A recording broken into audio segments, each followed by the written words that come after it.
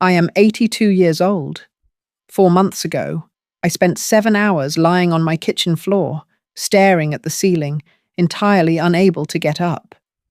And sitting on the counter, just out of my reach, was a glossy brochure for a nursing home that my daughter had left for me the week before. Society tells us that the ultimate tragedy of aging is losing our memory or our physical strength. But they are wrong. In America, we are raised on the religion of absolute independence. We believe that asking for help is a sin and that needing someone is a weakness. So we fight tooth and nail to stay completely alone in massive, empty houses, terrified of being a burden. But what if I told you that your fierce, stubborn American pride is the exact thing that is going to put you in a nursing home faster than anything else? What if fighting so hard to prove you don't need anyone is actually a death sentence to your own freedom? I am speaking to you right now, if you are standing at the most terrifying crossroad of your life. You know, deep down in your bones, that you can no longer safely live alone. You forget the stove. You dread the stairs. But the thought of moving into a facility makes you feel like your life is officially over. You are caught between the terror of isolation and the humiliation of an institution. Today, I am going to tell you the truth that no one else has the courage to say. I am going to show you the third option. Give me a few minutes of your time, and I promise to hand you the key to taking your dignity back. Let me take you back to that kitchen floor. I had simply reached for a teacup on the second shelf, lost my balance, and went down hard. I didn't break my hip, thank God, but I was bruised, and my legs simply wouldn't obey me. For 7 hours, the sun moved across the linoleum floor, and in that silence, I had to face the invisible scars I had been hiding. I wasn't just in physical pain. I was drowning in the agonizing realization that my body was betraying me. When my daughter, Claire, finally found me that evening, she didn't look at me with anger. She looked at me with sheer, exhausted terror. That is the look we are all so desperately afraid of, isn't it? The moment we transition from being the anchor of our family to becoming the burden. We Americans equate our physical address with our dignity. We think that as long as we hold on to the keys to our front door, we are still in charge. But let me ask you, is it true independence when you are terrified to take a shower? Is it freedom when your children are losing sleep, their stomachs tied in knots, wondering if you are lying at the bottom of the stairs? You are not protecting your family by hiding your decline.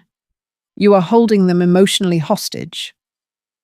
I realized lying on that floor that holding on to an empty house wasn't independence. It was a prison I was guarding myself. A week after my fall, my friend Beatrice came to visit me. Beatrice is 84.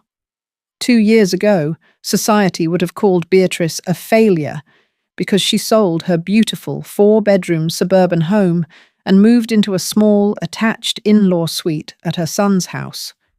She gave up her completely solo independence. I looked at her, expecting to see a woman who had been defeated. Instead, she looked vibrant. She looked rested. I asked her, "B, don't you feel like you gave up? Don't you feel like you lost your autonomy?" Beatrice looked at me, smiled, and completely shattered my worldview. She said, "Eleanor, I didn't give up my life. I traded an empty building for peace of mind. I used to spend all my energy worrying about the lawn, the roof, and whether I would fall in the snow. Now, I spend my energy reading to my grandchildren and tending to my garden. I let go of the illusion of control, and I got my joy back." We are so obsessed with the American dream of the solo castle that we forget human beings were never meant to age in complete isolation. We crave validation, connection, and safety. Beatrice taught me that asking for help, moving in with family, or choosing a shared community isn't a surrender. It is a strategic, brilliant redesign of your life. This brings me to the absolute core of the matter. If you are watching this and you are struggling behind the closed doors of your own home, you are currently caught in what I call the someday trap. You tell yourself the same comfortable lies every single morning. I'll figure out a plan someday.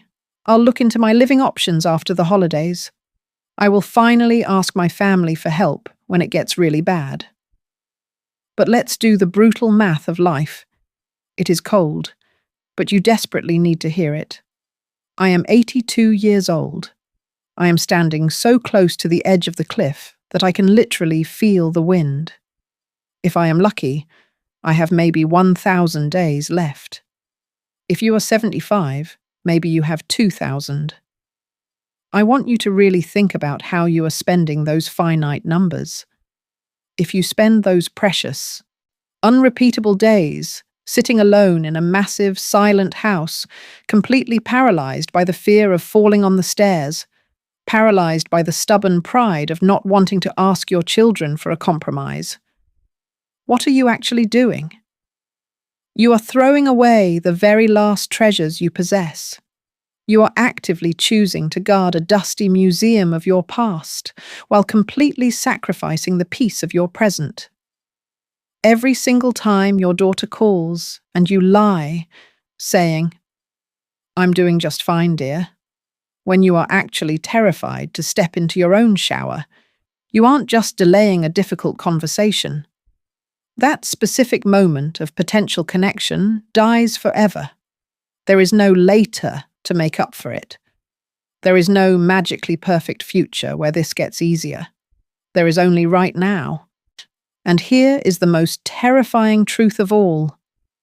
If you wait until the catastrophic fall actually happens, the choice will permanently be taken away from you. The ambulance sirens will wail, the hospital will treat your broken bones, and a social worker with a clipboard will legally discharge you directly into that sterile nursing home you fear so much. Why? Because you stubbornly refused to plan an alternative while you still had your voice.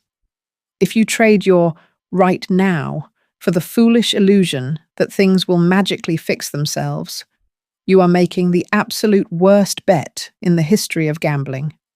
You are betting your final dignity against a clock that never stops ticking. Wake up, before the choice is no longer yours to make. I didn't sign that glossy brochure for the nursing home. But let me be absolutely clear with you. I also didn't stay in that massive, dangerous house. I sat down at my kitchen table with my daughter Claire, and I initiated the single hardest conversation of my entire life. I looked into her eyes. I took a deep breath, and I finally admitted the truth. I told her I needed a change. I confessed that I was terrified of losing my independence. And she looked back at me and said she was terrified of losing her mother.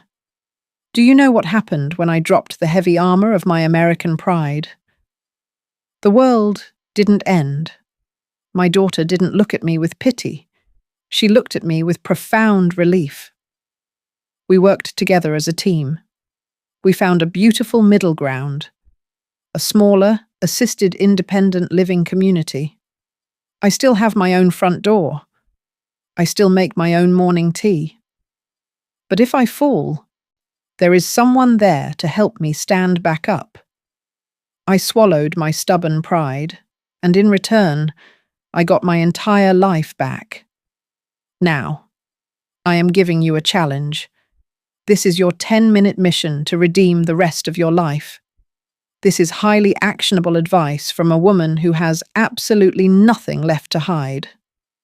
As soon as this video ends, I forbid you from pretending everything is fine.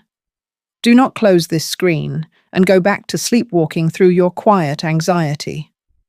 I want you to pick up your phone and call your children, your sibling, or your closest friend. Tell them the honest truth. Tell them you are struggling with the stairs, or the upkeep of your home, or the crushing isolation. Tell them you want to explore your options right now before a catastrophic emergency forces your hand and strips away your choices entirely. Stop waiting for a tragedy to make the decision for you. You do not need to earn your dignity by suffering in silence behind closed doors. You are enough, right now, exactly as you are. You deserve to live your final chapters in profound safety and warm connection, not in isolated terror. I want you to engrave this in your mind. Write it down on a piece of paper. This is the only absolute truth that matters at the end of the road. Time doesn't pass. We are the ones passing. Stop and live. If these words woke something up inside you today, please do not just keep them to yourself. Share this video with someone who is aging alone in a big house, holding on to their fierce pride at the absolute expense of their own peace. And tell me down in the comments, what hard conversation are you finally going to have today? Let's build a real community of people who are brave enough to redefine what true independence means. My name is Eleanor. I stopped pretending I was invincible, and because of that beautiful surrender, I have never been more free. Thank you for your time. Now, go live